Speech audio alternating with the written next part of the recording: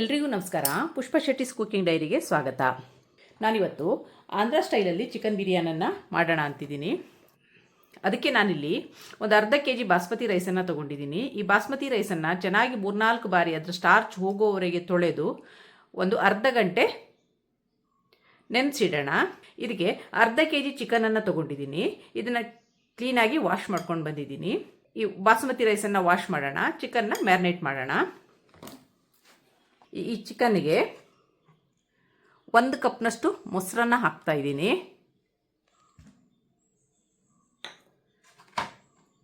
ರುಚಿಗೆ ತಕ್ಕಷ್ಟು ಉಪ್ಪು,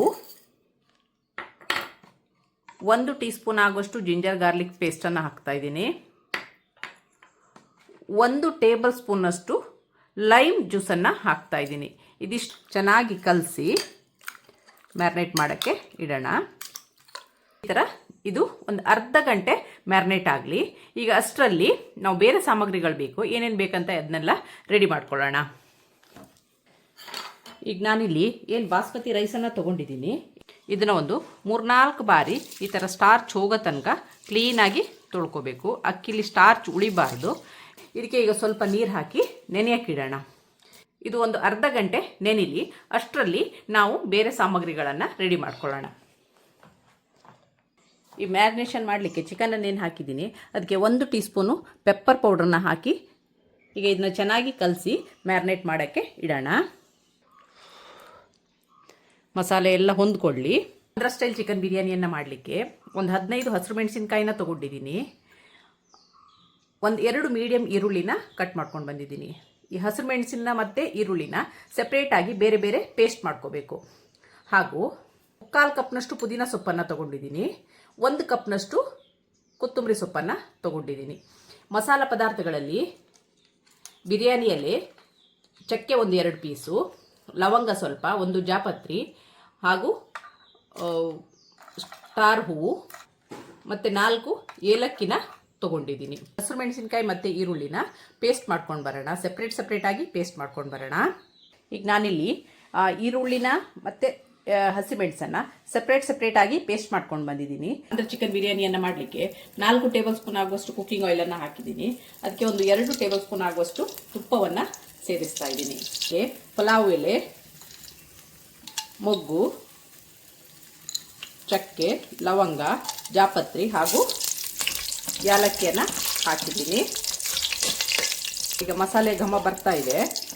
ಈಗ ನಾನೇನು ಆನಿಯನ್ ಪೇಸ್ಟನ್ನು ಮಾಡಿಟ್ಕೊಂಡಿದ್ದೀನಿ ಅದನ್ನು ಹಾಕ್ತಾ ಇದ್ದೀನಿ. ಇದೊಂದು ಸುಮಾರು ಅರ್ಧ ಕಪ್ನಷ್ಟು ಆನಿಯನ್ ಪೇಸ್ಟನ್ನು ಮಾಡಿದ್ದೀನಿ. ಇದು ಚೆನ್ನಾಗಿ ಈರುಳ್ಳಿ ಹಸಿ ವಾಸನೆ ಹೋಗೋ ತನಕ ಸ್ವಲ್ಪ ಹುರ್ಕೊಳ್ಳೋಣ. ಈಗ ಈರುಳ್ಳಿ ಫ್ರೈ ಆಗಿದೆ. ಈರುಳ್ಳಿ ಸೈಡಲ್ಲಿ ಎಣ್ಣೆ ಬಿಡ್ತಾ ಬರ್ತಾ ಇದೆ. ಈ ಹಂತದಲ್ಲಿ ಜಿಂಜರ್ ಗಾರ್ಲಿಕ್ ಪೇಸ್ಟು ಹಾಕ್ತಾ ಇದ್ದೀನಿ. ಇದರಲ್ಲಿ 1 ಟೇಬಲ್ ಸ್ಪೂನ್ ಆಗುವಷ್ಟು ಜಿಂಜರ್ ಗಾರ್ಲಿಕ್ ಪೇಸ್ಟನ್ನು ತೊಗೊಂಡಿದ್ದೀನಿ. ಇದನ್ನು ಹಾಕಿ ಸ್ವಲ್ಪ ಹಸಿ ವಾಸನೆ ಹೋಗೋ ತನಕ ಹುರಿಯೋಣ.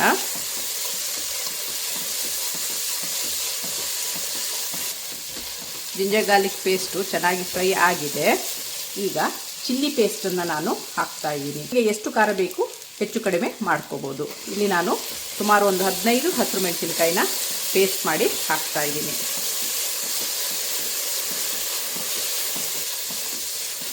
ಹಸಿಮೆಣಸು, ಈರುಳ್ಳಿ, ಶುಂಠಿ ಬೆಳ್ಳುಳ್ಳಿ ಪೇಸ್ಟು ಹಸಿ ವಾಸನೆ ಚೆನ್ನಾಗಿ ಹೋಗೋ ತನಕ ಚೆನ್ನಾಗಿ ಹುರ್ಕೊಳ್ಳೋಣ. ಹಸಿರು ಮೆಣಸಿನ್ಕಾಯಿ ಹಾಕಿದ್ಮೇಲೆ ಒಂದು 2-3 ನಿಮಿಷ ಚೆನ್ನಾಗಿ ಹುರ್ಕೊಳ್ಳಿ. ಈಗ ಪುದೀನ ಸೊಪ್ಪನ್ನು ಹಾಕ್ತಾ ಇದ್ದೀನಿ ಇದಕ್ಕೆ, ಹಾಗೂ ಕೊತ್ತಂಬರಿ ಸೊಪ್ಪನ್ನು ಹಾಕ್ತಾ ಇದ್ದೀನಿ. ಈ ಸೊಪ್ಪನ್ನು ಹಾಕಿದ ಮೇಲೆ ಒಂದು 2 ನಿಮಿಷ ಹುರ್ಕೊಳ್ಳಿ.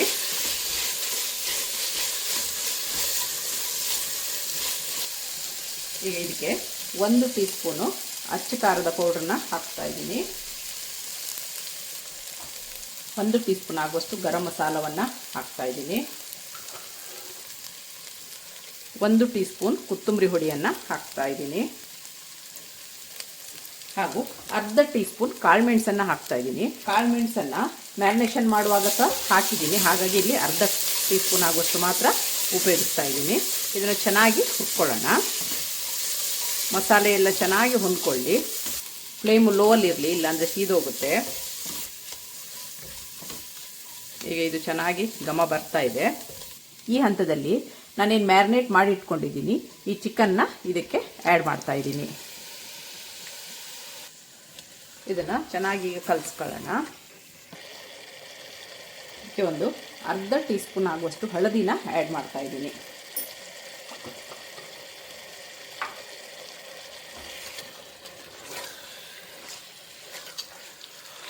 ಈಗ ಇದನ್ನು ಚೆನ್ನಾಗಿ ಒಂದು ಮಿಕ್ಸ್ ಕೊಡೋಣ. ಈಗ ಲಿಡ್ಡನ್ನು ಮುಚ್ಚಿಟ್ಟು ಸ್ವಲ್ಪ ಹೊತ್ತು ಬೇಯಿಸೋಣ. ಈಗ ಆಯಿಲು ಸೆಪ್ರೇಟ್ ಆಗ್ತಾ ಬರ್ತಾ ಇದೆ ನೋಡಿ. ಒಮ್ಮೆ ಉಪ್ಪನ್ನೆಲ್ಲ ನೋಡ್ಕೊಳ್ಳಿ, ಉಪ್ಪು ಖಾರವನ್ನೆಲ್ಲ. ಈ ಹಂತದಲ್ಲಿ ನಾನು ಒಂದು 4 ಹಸಿರು ಮೆಣಸಿನಕಾಯಿನ ಭಾಗ ಮಾಡಿ ಹಾಕ್ತಾ ಇದ್ದೀನಿ. ಇದು ಫ್ಲೇವರಿಗೆ ಇದು ಚೆನ್ನಾಗಿ ಅರೋಮ ಕೊಡುತ್ತೆ ಹೀಗೆ ಹಾಕೋದ್ರಿಂದ. ಮತ್ತೆ ಒಂದು ಅರ್ಧ ಕಪ್ಪು ಮೊಸರನ್ನ ಆ್ಯಡ್ ಮಾಡಿದ್ದೀನಿ. ಹಾಗೂ 1 ಟೊಮೆಟೊವನ್ನು ಕಟ್ ಮಾಡಿ ಹಾಕ್ತಾ ಇದ್ದೀನಿ. ಇದನ್ನೆಲ್ಲ ಈಗ ಒಂದು ಚೆನ್ನಾಗಿ ಮಿಕ್ಸ್ ಕೊಡೋಣ.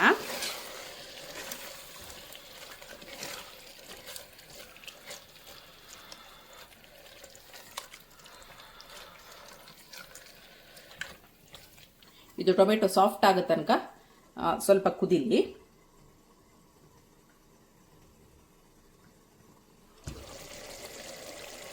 ಈಗ ಟೊಮೆಟೊ ಸಾಫ್ಟ್ ಆಗಿದೆ, ಚೆನ್ನಾಗಿ ಎಣ್ಣೆ ಬಿಡ್ತಾ ಇದೆ ನೋಡಿ ಸೈಡಲ್ಲಿ. ಈ ಹಂತದಲ್ಲಿ ನಾನು ಯಾವ ಕಪ್ಪಲ್ಲಿ ಅಕ್ಕಿಯನ್ನು ತಗೊಂಡಿದ್ದೀನಿ ಅದೇ ಕಪ್ಪಲ್ಲಿ 1 ಕಪ್ಪು ತೆಂಗಿನ ಹಾಲನ್ನು, ದಪ್ಪ ತೆಂಗಿನ ಹಾಲನ್ನು ಹಾಕ್ತಾ ಇದ್ದೀನಿ. ಹಾಕಿ ಸ್ವಲ್ಪ ಮಿಕ್ಸ್ ಮಾಡೋಣ.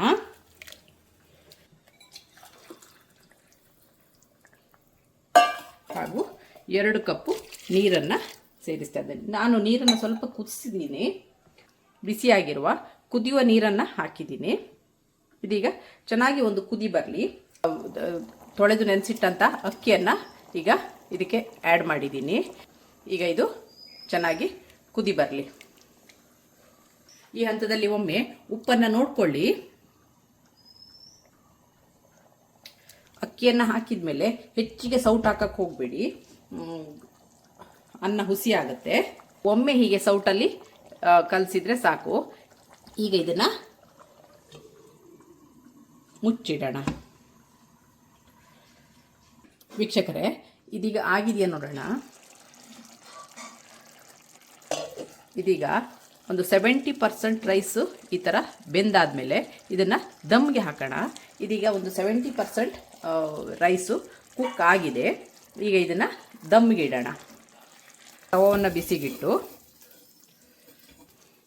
ಈ ತವದ ಮೇಲೆ ಒಂದು 15 ನಿಮಿಷ ಇದು ಲೋ ಫ್ಲೇಮಲ್ಲಿ ದಮ್ ಆಗೋಕ್ಕೆ ಬಿಡೋಣ. ಹೋಲಿದ್ರೆ ಇದಕ್ಕೆ ಒಂದು ಸಣ್ಣ ಹಿಟ್ಟಿನಿಂದ ಇದನ್ನು ಮುಚ್ಕೊಳ್ಳಿ. ಈಗ ಇಂದು 15 ನಿಮಿಷ ಆಗಿದೆ, 12ರಿಂದ ಒಂದು 15 ನಿಮಿಷ ಆಗಿದೆ ನಾನು ದಮ್ಮಿಗೆ ಇಟ್ಟು. ಈಗ ಇದು ಆಗಿದೆಯಾ ನೋಡೋಣ. ನೋಡಿ ಎಷ್ಟು ಚೆನ್ನಾಗಿ ಬಂದಿದೆ ನೋಡಿ, ಉದುರಾಗಿ ಬಂದಿದೆ. ವೀಕ್ಷಕರೇ, ಇದಾಗಿರುತ್ತೆ ಇವತ್ತಿನ ನನ್ನ ಡೈರಿಯ ರೆಸಿಪಿ. ನಿಮಗೆ ನನ್ನ ಈ ರೆಸಿಪಿ ಇಷ್ಟವಾದಲ್ಲಿ ಪುಷ್ಪಾ ಶೆಟ್ಟೀಸ್ ಕುಕಿಂಗ್ ಡೈರಿ ಇದಕ್ಕೆ ಒಂದು ಲೈಕ್ ಕೊಡಿ, ಶೇರ್ ಮಾಡಿ, ಕಮೆಂಟ್ ಮಾಡಿ. ಸಬ್ಸ್ಕ್ರೈಬ್ ಆಗಿಲ್ಲ ಅಂದರೆ ಸಬ್ಸ್ಕ್ರೈಬ್ ಆಗಿ. ಹಾಗೂ ಪಕ್ಕದಲ್ಲಿರೋ ಬೆಲ್ ಐಕನ್ನ ಪ್ರೆಸ್ ಮಾಡಿ, ಆವಾಗ ನಾನು ಹಾಕಿದ ರೆಸಿಪಿ ನಿಮಗೆ ಫಸ್ಟೇ ಸಿಗುತ್ತೆ. ರುಚಿ ಶುಚಿಯಾದ ಆಂಧ್ರ ಚಿಕನ್ ಬಿರಿಯಾನಿ ಸವಿಯಲು ಸಿದ್ಧವಾಗಿದೆ. ಇದನ್ನ ಈಗ ಬಿಸಿ ಬಿಸಿಯಾಗಿ ಸರ್ವ್ ಮಾಡೋಣ. Thanks for watching.